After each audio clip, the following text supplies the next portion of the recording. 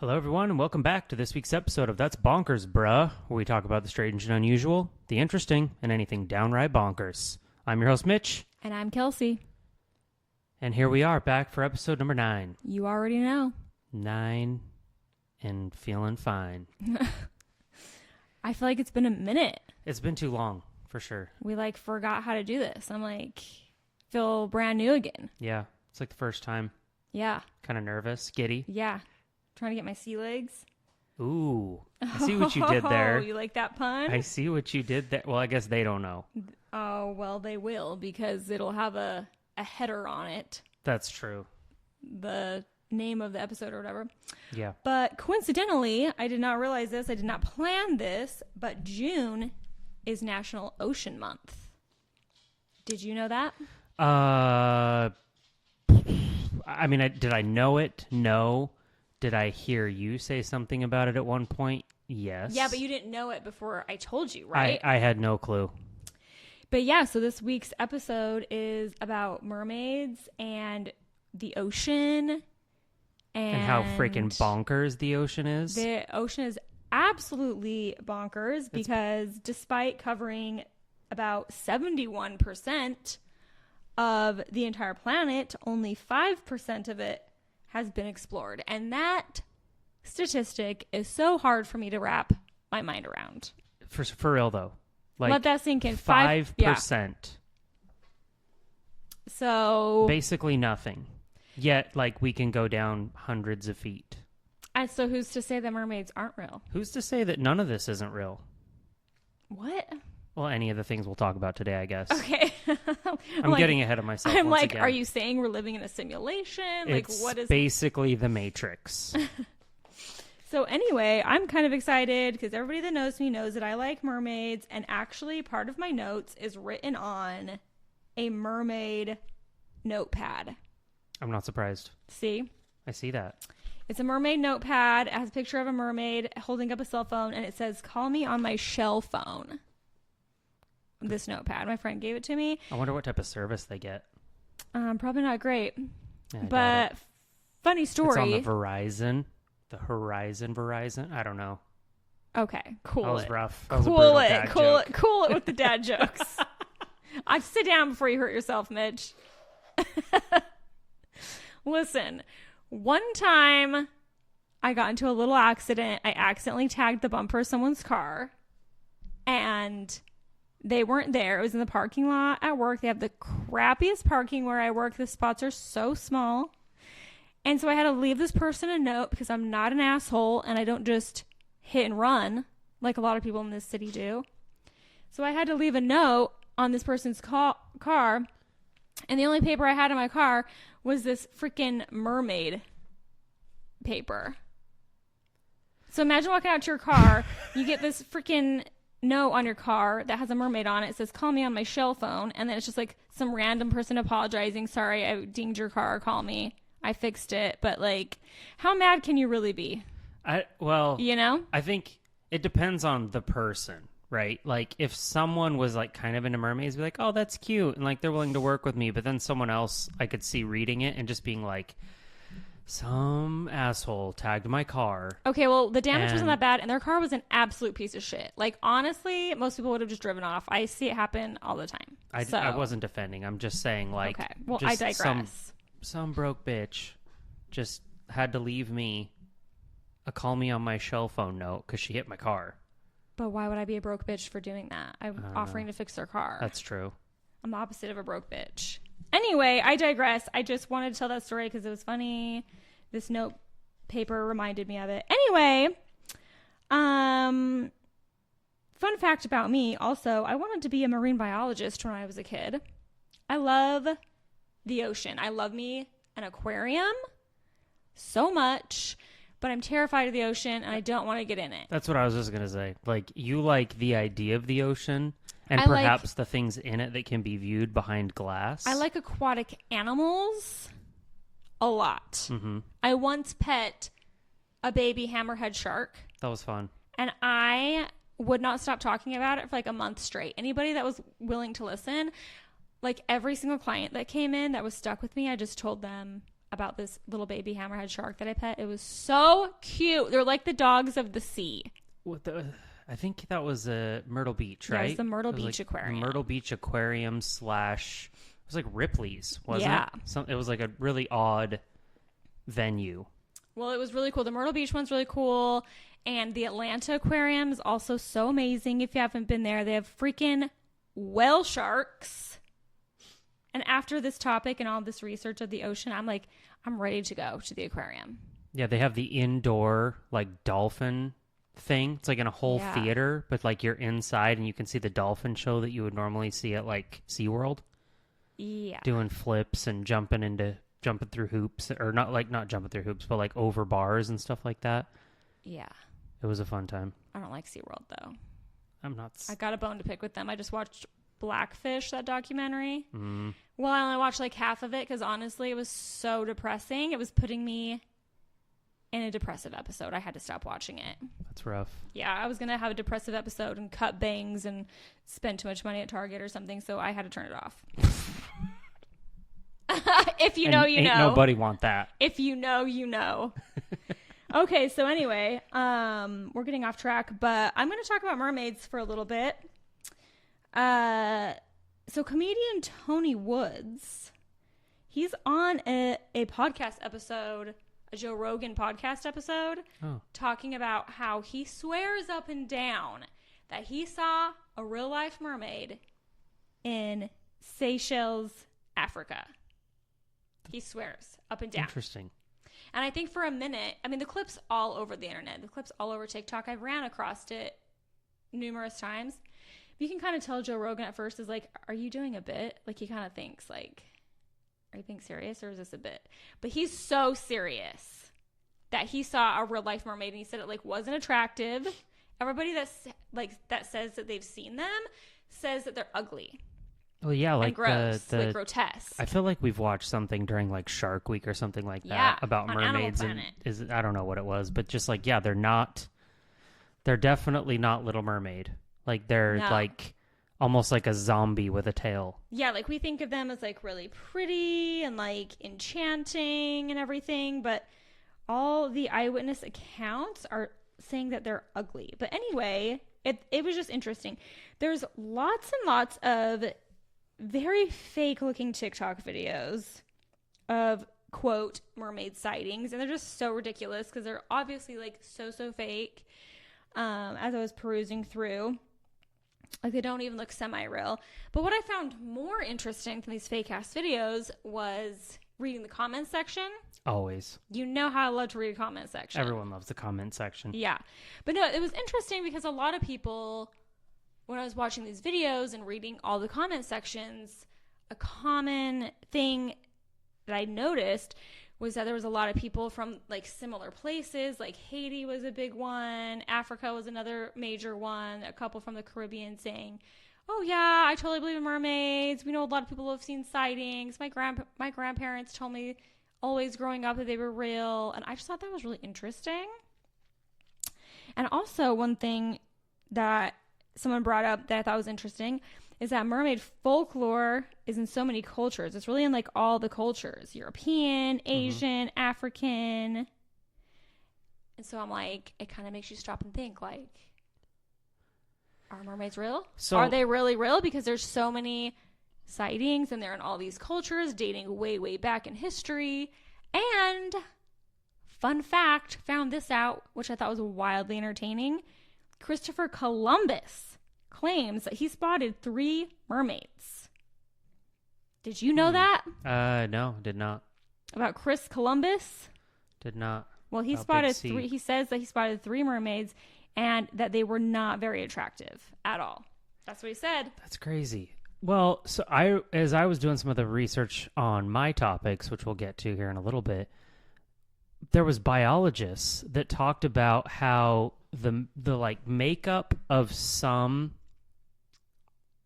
you can't call them beings, but like some animals, I guess, when they die, they float, right? That's the things that we see. Whales die, they float to the surface. Sharks eat them, they wash ashore or whatever.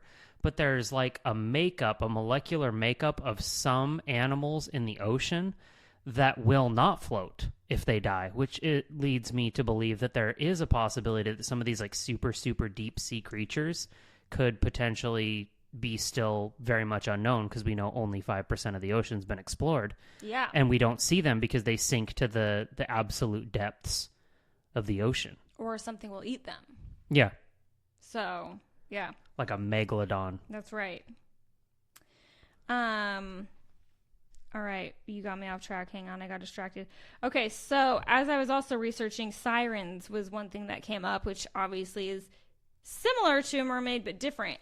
And I can't believe how much new information I was finding out while doing this research. If nothing else, people listening to this will at least learn one new fact today. That's exciting. I've just learned so many random things. Anyway. Hold on 1 second. What? So what is the difference between a siren and a mermaid? Because I was under the impression that they're essentially the same. They're similar, but keep your shorts on because I'm getting into that right now. Sorry. Okay. All right. Put these back on.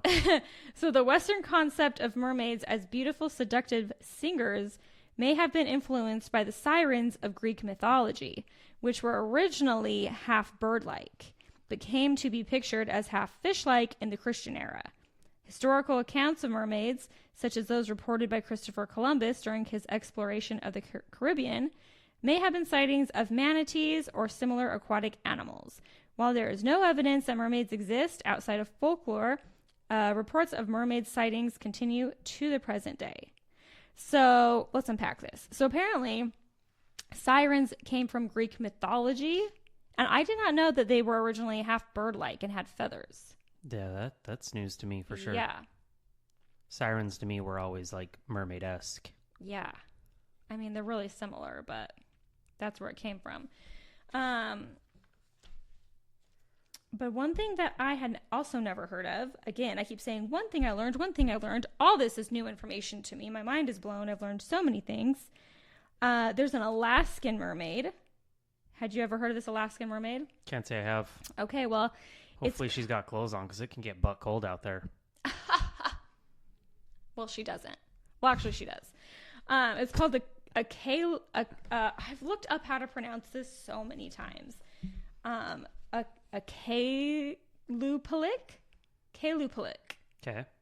It's spelled Qalupalik. Is one of the spellings. There's actually two different spellings. Kalupalik. I've been practicing this all day and I still can't freaking say it. And I looked up how to pronounce it and everything. Anyway, so this is an Alaskan mermaid, this Alaskan lore. Let me tell you about it. The Kalupalik differ across tales, but there are some commonalities. They are often described as having green, slimy, or bumpy skin, long hair, and long fingernails. Their hands are webbed like an aquatic creature, along with scales and fins. It wears an Amautic and Inuit parka, mostly worn by women. Some say that their parkas are made of eider duck feathers and are used to carry kidnapped children. It is said to have two flippers. One is able to emit a shrill sound that paralyzes its victims. They also have the ability to alter their appearance. While some interpretations include the pronoun he, the Kalupalik is predominantly described in a feminine manner. It is said that it uses, that the Kalupalik uses the abducted children to maintain her long flowing hair. She also has long fingernails and wears an Amautic, I think is how you say it, a traditionally feminine garment. So in Inuit mythology, there's so many hard words, the Kalupalik are creatures that live along the Arctic shorelines near ice floors.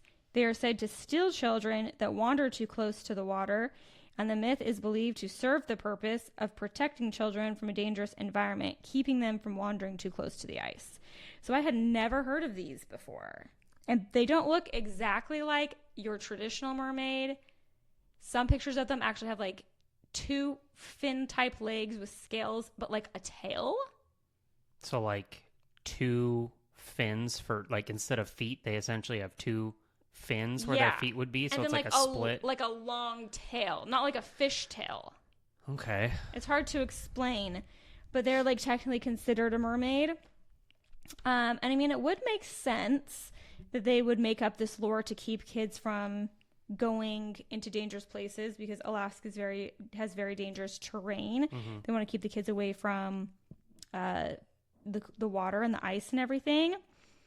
But some people think that this lore could be real because of all the missing persons in Alaska. Everyone knows about the Bermuda Triangle, but have you heard about the Alaskan Triangle? Can't say I have. I had never heard of the Alaskan Triangle. All right. Well, more unsolved missing person cases are here in this triangle than anywhere in the world. Over 20,000 people since the 1970s have gone missing in this area. Let that number sink in. 20,000 in this triangle area. I don't know how many days that is from the 70s, but I mean, that just like seems like it would add up to literally like several people a day.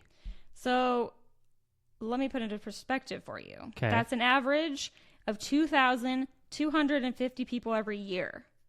So yeah, 365 days in a year. That's approximately 7 to 8 people a day go missing. Crazy. That's crazy to wrap your mind around. So the triangle is roughly If my math's right. but I'll just take your word for it because I can't do math.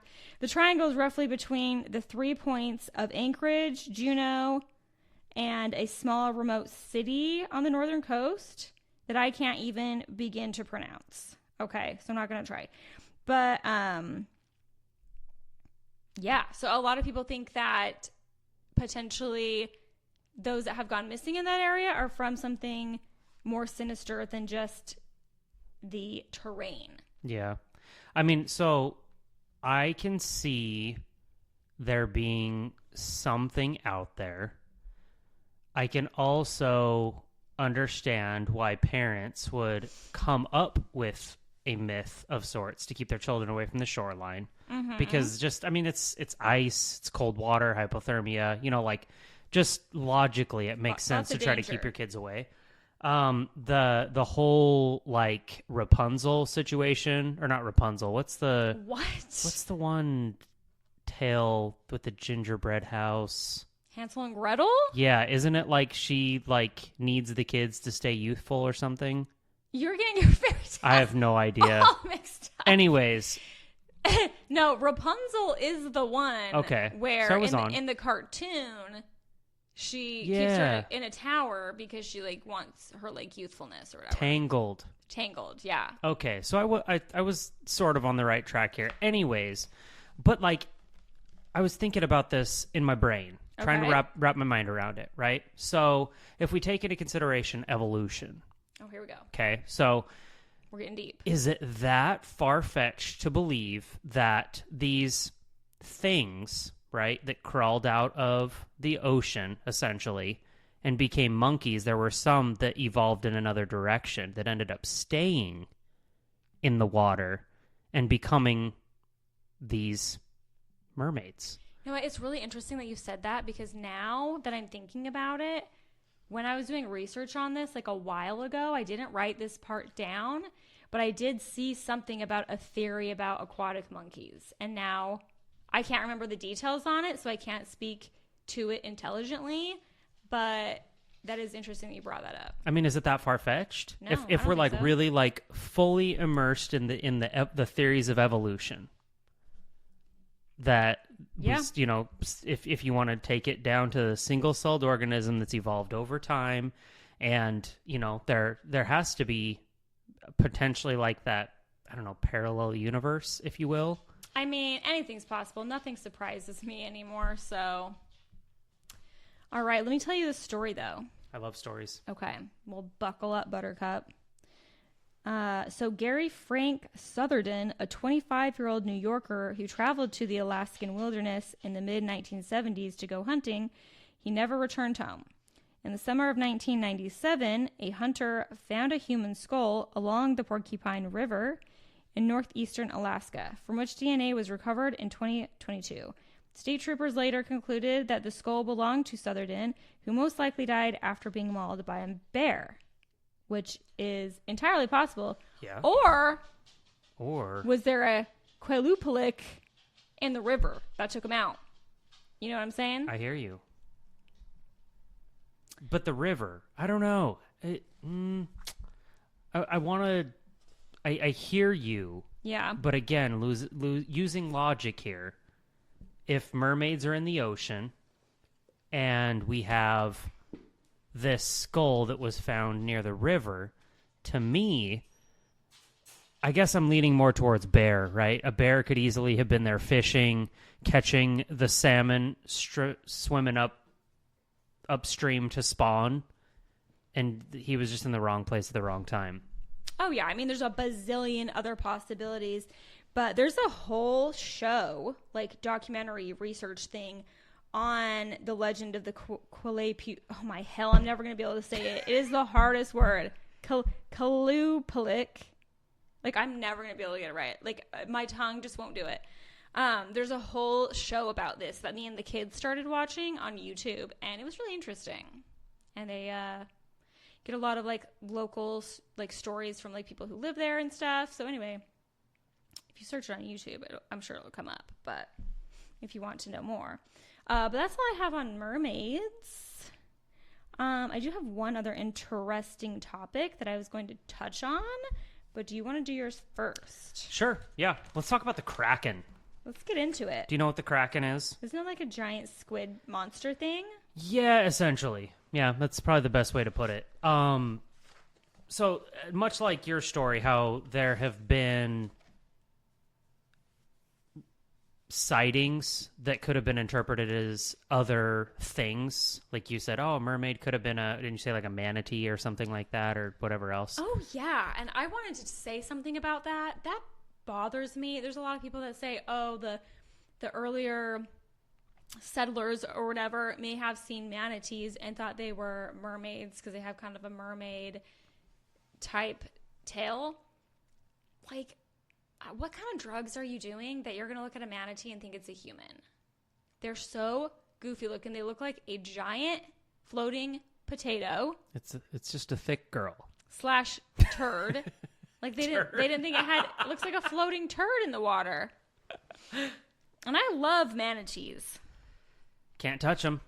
I know, it's so sad. Like, send me straight to jail. I did see something on social media not that long ago where a manatee literally came up and was like hugging a person. They do that. But like you can't touch them. So this person that was photographed was just standing there with its arms up like, I don't want to go to jail, but this thing is straight up like giving me a bear hug. I know. A manatee hug. They're so sweet. They're so friendly. Oh, I love a manatee. But no one's in their right mind is going to look at a manatee and be like, oh shit, I think that's a human. I think that's a mermaid. Like, no one's going to think that. Not a single. That's so dumb. So that makes me think that, like, what did they see then? They had to have seen something else other than a manatee. Manatees don't have hair on their head. They, like I said, they look like a floating potato / turd. Like, they don't resemble a mermaid to me. Let's get real. They were hallucinating. All right. They had the scurvy. Maybe they did. And they probably had taken some sort of mushroom, and this is how mermaids were created in our minds. Potentially. I mean, it's a possibility that's how all this unfolded. It's a theory. Anyways, so the kraken. Kraken comes from Vikings, Norse origin, Scandinavia, which I thought was interesting because I always sort of associated the kraken with like Pirates of the Caribbean. Yeah, I didn't know it came from a Viking situation. You would totally think that like, oh, it's in the Caribbean and the kraken is like that. No, it actually all starts back to Viking times, which go back to I think around 700. What do they call it? CE now, Common Era. I have no idea. And it most of the early stories, folklore, whatever you want to call it, are between Greenland, Norway, and Iceland. So it's kind of resides up there in that Scandinavian almost North Sea-ish area. Mm-hmm. Definitely like you said, similar to a large giant squid, cephalopod, if you will. Okay. But some of the early lore was, it's okay. I get it. Giant squid, definitely frightening, very elusive. There's actually not a ton of research they've been able to do on giant squids because most of them reside like between 1,000, 2,000 meters in the ocean. Wow. Here's a fun fact. Giant squids have the largest eye in the animal kingdom. I do believe I've heard that somewhere before, actually. Guess how big their eyeball is? I couldn't even begin to tell you. It's the size of a football. Oh, wow. Like, just a big, girthy football. I actually heard a story the other day of like a saturation diver type thing that was down way, way deep. And he was like, he had to go to like a separate chamber to go to the bathroom. And then you would like dive out of it and go to like the area where you live. Mm-hmm. And as he was coming out of like the bathroom chamber, he like put his head down in the water and there was just like this huge squid eye looking right at him. That's frightening. Yeah, and he went right back in. He was screaming. They could hear him from the other place. And it just takes him like 4 days to get back up is all. Yeah, no big deal. Isn't that right? Isn't it something crazy like that? I think it's about like 4 days because they have to depressurize or whatever. That's so scary. I don't know why anyone would want to do that. It's the craziest job. So anyways, very similar to the giant squid, but some of the early folklore is really far-fetched. Like they were like, this thing was 1.5 miles wide. Like it looked like an island in the distance. Okay. All right, guy. Bit of a stretch, but I guess that's kind of how all this folklore starts, right? It probably was potentially a giant squid that was seen. And then, fishtail becomes bigger and bigger and more grand, and it just gets straight up out of control. Mm-hmm. And I don't know. Anyways, but there was a written account, which I thought was really interesting, from a king. I think you say his name's Sverre or something like that. Some Norse king. I don't know. Lots of hard words to pronounce today. And it dates back to an old, they call it, say, obscure manuscript from 1180 that sort of details what would be similar to a giant squid. And much later, it was found and resurfaced in 1853 by, I can't remember what the guy's name was, but it really was reinvigorated because they had found a giant squid on a Danish beach. This thing was 60 feet long. Oh, my. So it wasn't small by any means. They took it back to the lab, and they've been studying it really for the last 150 years, give or take. Part of the experiment was they took the beak of the squid and figured out how to scientifically, I guess, regenerate what could have been the movements, the size, the everything, because what they had recovered on the beach was already starting to disintegrate and, like, you know, it was dead, right? But part of their study is like, well, this giant squid could be one species. This kraken could be up to 20 different species that spreads all over, like I said, that sea between Greenland, Norway, and Iceland. Yeah. But what makes the tale obviously so much more exciting, I guess, is that, of course, it had to be this giant monster that had a taste for human flesh. Yeah, that's where the lore comes from. It would attack ships. Yeah, and stuff. take ships down with its tentacles, sink it, and then devour the entire crew. If you were one of the lucky few that actually got away from the tentacles, it would start to swim in circles, creating like a whirlpool to ultimately bring it down, again, making sure to consume everyone and everything on board. All I can think about is Ursula at the end of The Little Mermaid. I was thinking Pirates of the Caribbean, because there is technically like a weird, I don't know what his name is. Someone's going to be like, you don't know? No, I don't. I didn't pay that close attention. But there's something like that where there's a big scene where the whirlwind takes place. I don't remember that. I think it has to do with is it Davy Jones, the guy that technically looks like he's got tentacles for his face? He's sort of the... Yeah. I don't remember movies very well, to be honest. I don't memorize them like you. I feel like you remember movies really well. I memorize the one-liners. Yeah. I don't get into like the details of the plot and stuff like that. I just like a good comedy where I can spit off the one-liners occasionally. Oh, I know. I'm acutely aware. Love a good one-liner. Mm-hmm. So, anyways, the legends go way, way back. People continue to talk about the Kraken, honestly, throughout the next 100 years, from just before 1000 CE up until relatively current times, just because of this giant squid. Already told you, huge football-sized eyeball. They live at depths as much as 2,000 meters deep. So, like, take that in, like, a meter is a little over a yard. A yard is 3 feet. So if it's 2,000 meters deep. Damn. Like, this thing is way the hell down there. Yeah, you got to put that into perspective because it's hard to wrap your mind around. And I guess they believe that's sort of why they perhaps have evolved to have such a big eye, because there's literally no light. Right. And so the eye down there, if it's going to look for its food and everything like that, has to be just large. And could you imagine what you could see with an eyeball the size of a football? I guess. That's like eagle eyes, but like times 100. What if that big ass eye has astigmatism? Well, lucky for them, they don't drive at night. They just swim in the dark, though. It's always nighttime down there. Yeah, but they don't have to drive and see the lights where it just gets sprayed out. Okay, fair enough. Anyways, so part of the giant squid, which I found was really interesting, is that on its tentacles it has the suckers, right? Yeah, those suction cups. Like an octopi. Mm-hmm. But the big difference that giant squid have is they have teeth-like structures on those suckers. Ew. So, do you know what would eat a giant squid? A megalodon? Probably. I didn't think about that. Maybe. I don't know if there's cannibalism, but probably tracks with a freakish creature like that. No, the sperm whale is their only known predator. Okay. And the reason that they know this is because they have found sperm whales with scars on their body from these tentacle suckers, like trying to fight it off. Oh, wow, that is interesting. And like claw its way away. The thing that makes the grabbing ships and sinking it so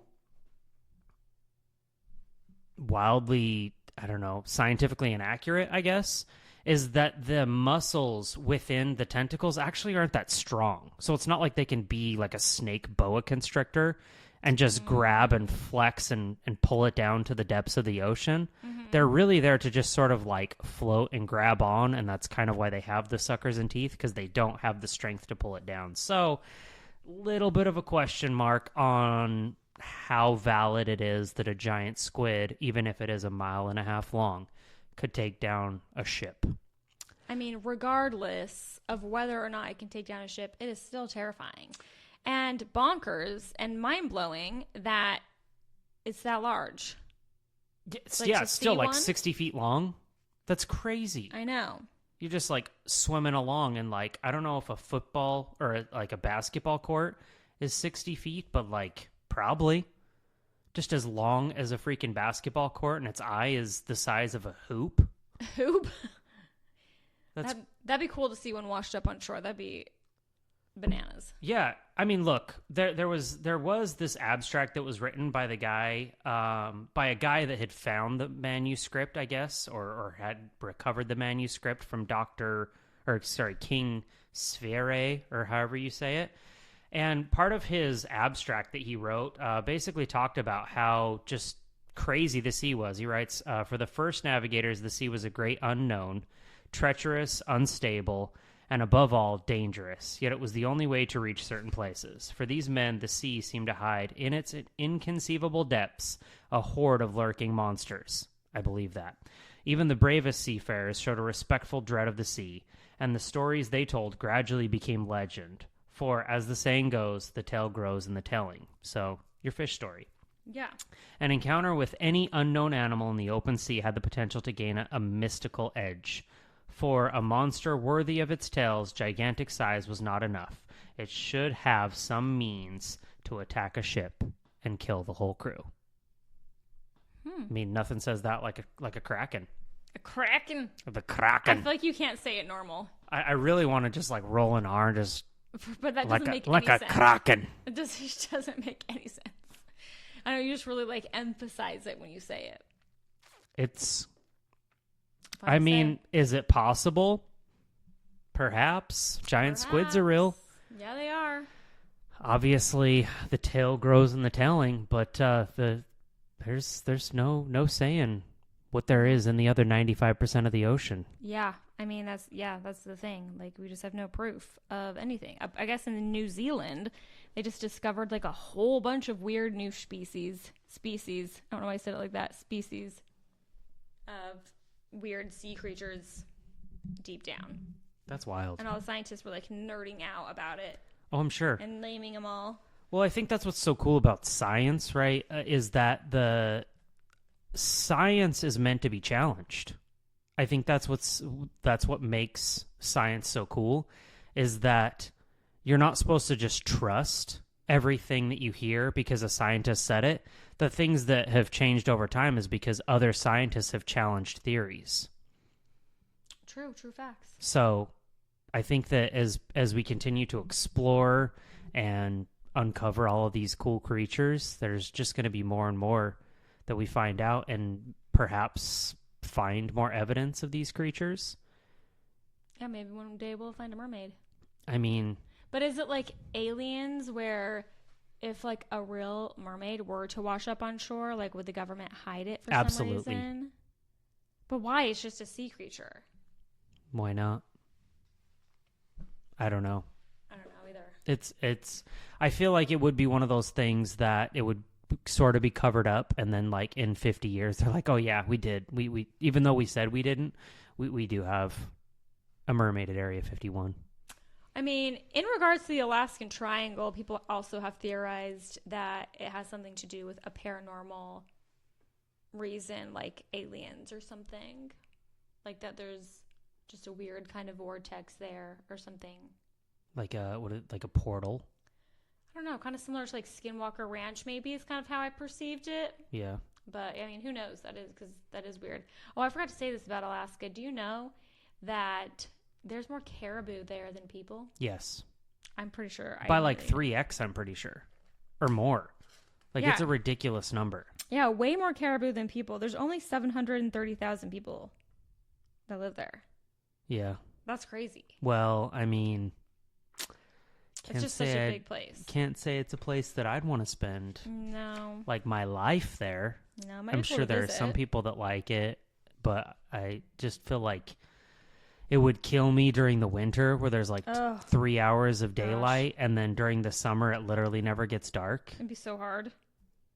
It just really jack up your whole circadian rhythm. For sure. Is that all you have on the Kraken? That's pretty much all Kraken? I got. Yeah, I think that covers all my notes. All right. Oh, cool. Well, you know, the only other thing that I have here is that even though it can't always fight off the sperm whale, it does still have its ink capabilities. It'll ink and squirmish away. Okay. Good to know. That's it. All right, I'm done. All right, thanks for Your that. turn. Thanks for that enlightening PowerPoint presentation on giant squids. Mm-hmm. Learn something new every day. I always like learning about the ocean, to be honest. I used to have a whole ass seashell collection. You still do? No, I really don't. No, like, I don't think you understand how many, like, big seashells I had. I had dried out starfish. I had, like, a puffer fish. It was real, but it was, like, dead and, like, puffed out and, like, dehydrated. Interesting. Like I didn't know you had a puffer. I had a puffer fish. I loved that thing so much. I think my dog ended up eating it, and I was devastated. Wow. The dog kept trying to eat the starfish all the time, and I'd be so devastated. And I also had a real, like, but a dead seahorse. Oh, okay. And so many cool shells. Well, I mean, every time we go to the beach, the boys are like, let's see if Mom wants this shell. No, those shells ain't shit. I'm talking about, I'm just saying. Big, cool, really pretty ones, like, you, like, pay money for. Oh, yeah. Well, we got that one that we brought back from the Caribbean. A big, what is it called? A conch shell or whatever? That's upstairs in the guest bedroom / yoga room. Yeah, I know. But anyway, I'm just trying to emphasize how much I love the ocean and aquatic animals. Anyway, so I know I talked to you about this, and I don't know if the other people listening have heard about this, but apparently Scientists discovered an ocean under the ocean. Let me explain to you what that means if you don't understand, because I was like, what the hell are you even talking about? Okay. So in April of this year, 2024, scientists from the Northwestern University discovered a massive ocean hidden 700 kilometers beneath the Earth's surface. So 700 kilometers translated over to miles is a little over 400 miles beneath the Earth's surface. The reservoir is trapped in the mantle, a layer of hot rock between the Earth's surface and core, and it's 3 times the volume of all the planet's surface oceans combined. The water is stored in a blue rock called ringwoodite. The discovery challenges the theory that comets were the primary source of Earth's water and instead suggests that oceans may have gradually seeped out from the planet's interior early on, which is just such a weird concept, such a weird thing to think about. When I was first researching this, the first place that I read about this on, I was like, ringwoodite. That sounds like a made up name. I was like, that's fake news. Like somebody just made that up. But no, that's really what it's called. I think it sounded odd to me because it sounds like ringworm. Like my brain was processing it as like ringwormite. But it's ringwood. Okay. Anyway, apparently it's like a really pretty blue rock. And yeah, this is legit. Like I've looked at like 12 different sources and they all say the same thing. It just seems so crazy to wrap your mind around. And another thing I read about it was that they weren't really sure like which element it would fall in the category of. Like it's kind of a fourth element. Like it's not a liquid, it's not a gas, it's not a solid, it's like a fourth element. It's like water within this mineral, like within this crystal, ringwoodite. Interesting. Isn't that bizarre? So it can't technically leak into the ocean as is because it's not a liquid per se. I guess. It's like boba. I don't know. I don't even know how to explain it. I've done a lot of research and I still don't fully understand, but it's odd. It's crazy. The ocean's crazy. Science is crazy. It's all bonkers, bruh. It's all bonkers. But that's all I got. Yeah, just craziness. The ocean in and of itself. Mm-hmm. So I have one more, just more so to touch on. Okay. I'm not going to get too far into the details here. Not too far into the weeds. Technically not ocean, I don't believe. But I'd like to touch on Nessie, or the Loch Ness Monster. Okay. Originates back as early as the first sighting being August 22nd, 564. Wow. A written account from the Highlands of Scotland. If you don't know what the Loch Ness is, I would say it looks similar to like a weird dinosaur. I think everyone is familiar with the Loch Ness Monster, and if you're not familiar, you better get familiar. There's also like dozens of similar creatures all over the world. Yeah, like the Bear Lake Monster. Damn it, you took... I beat you to it. Picking up what you're putting down, Kramer. Okay, all right. Well, I guess envision like a weird like Brontosaurus. Approximately 4-foot neck, but also humps on its back. Swims in lakes. Yeah. So the Loch Ness Monster, yes, was the other one I was going with. Because growing up, we would go to Bear Lake on like scouting trips or quote high adventure trips. We basically just go camping and boating for like several days at Bear Lake, which was awesome. And there was always the folklore of the Loch Ness Monster. Evidently some little girl named Isabel, which we got to kill that one. It just needs to stick with the Bear Lake Monster. But yeah, it's weird because the people that try to explain it, because there's accounts that go clear up until like 2021, I think was the last one, if I'm not mistaken, that someone saw the Bear Lake Monster anyways. But anyways, they're essentially the same thing. But isn't Bear Lake like really, really deep? From what I understand, there are parts of Bear Lake that they haven't found the bottom of. So that's kind of where the mystique comes from, is they're like, oh, well, it could just be the Loch Ness Monster traveling underneath the crust of the earth. Potentially. When you're a kid, you're just like, tell bro. People where Bear Lake even is, because we have listeners that are not familiar That's with that. true. So Bear Lake is partially in Utah. It's the very northern part of Utah, and the other half of it is in Idaho. I don't know. That's why I was asking. Is it Idaho or Wyoming? I don't know. I don't know either. I don't know shit about geography, Mitch. I never went to the other side. I was always in the Utah side. Yeah. I should know better, but yeah, it's northern Idaho. A large lake, not to be confused with the Great Salt Lake, which is super salty. This is a freshwater lake. Mm-hmm. It is so damn cold. It's always cold, yeah. Even in the depths of summer, when most lakes you're like, oh, this is nice. No, it could be August, and the sun's been beating on it all summer long. It is still so cold because of how deep it is. Yeah, I was going to say probably because of how deep it is. Yeah. I've actually only been to Bear Lake twice. I love Maybe 3 times. We're going to go one of these times with the kids. Yeah, we definitely should. But, people try to explain it away. They're like, oh, it looks like it's an elephant swimming because the trunk that comes up, Mm-hmm. Or like people will say, oh, it was a sea serpent. An elephant in Bear Lake? An elephant in No, Utah? I'm sorry. Well, it doesn't make sense because, like I said, I'm focused primarily on the Loch Ness Monster of Scotland or the Bear Lake Monster. But there's literally dozens of renditions of this weird creature, this swimming dinosaur humpback long neck. Because I was going to say, last time I checked, elephants don't live in Scotland, so. Right, well, they've also said, it could be like the Greenland shark, which like also is comparable to like a megalodon. No, the Greenland shark is a thing. Right, but like people will exaggerate it to where it's like a megalodon, but also maybe sort of a Loch Ness monster. Anyways, the only thing that really provides it any credibility is there was a man once that was found on shore, and his like like his community was actually burying him, and someone had come and asked the question like, what are you doing? And they were like, oh, this man was mauled by a sea beast and drugged down and then ultimately like washed up shore.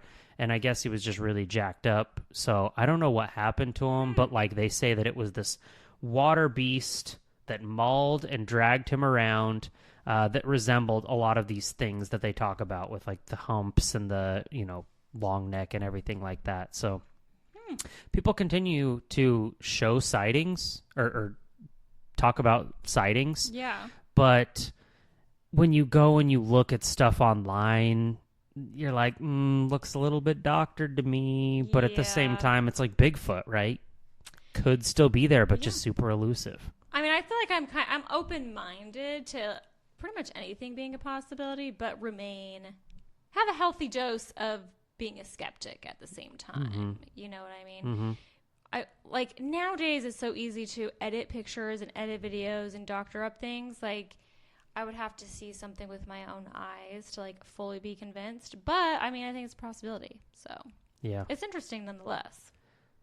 That's why I think this topic was kind of fun. Yeah. Is like, initially you're like, oh, this is a bunch of BS. But at the same time, you're like, I don't know. Maybe. Could be. Could be. I don't know. Have an imagination, an open mind. Yeah. Get out there. People definitely need to have a more open mind, just generally speaking. Next time you're at the ocean, why don't you look for a kraken or a mermaid? Hit the lakes. Find old Nessie. That would be cool. Anyways, I'm just rambling at this point. Yeah, you must be tired. I'm it's tired. Past my bedtime. Mm-hmm. So. Well, I think that's all we got for today. That's what we got. We are heading out of town here. We're going to go back to Utah, visit some family, and we are going to try to do some research in Vegas. Yep. Yes, sir. I don't know on what yet, but we'll see what we can conjure up. Now we're like talking a game about, we're going to find something to research in Vegas, but then what if we don't? What if we can't find anything? So we're just too busy doing stupid kid activities and stuff. We'll figure it out. We got to put our money where our mouth is and actually nut up or shut up. And not let us go weeks and weeks in between. Well, I mean, it has been a crazy life over here. Like, just the end of the school year with kids is chaos. There's like a different event every other day. Work's been crazy. Life's just, it happens. We're doing the best we can. We'll get consistent. But anyway, I mean, I guess till next time. Yeah. Tell your friends. Yeah, tell your friends. Share the podcast. Same old spiel. And I guess till next time, just stay creepy, folks. Appreciate everybody. Bye. Bye.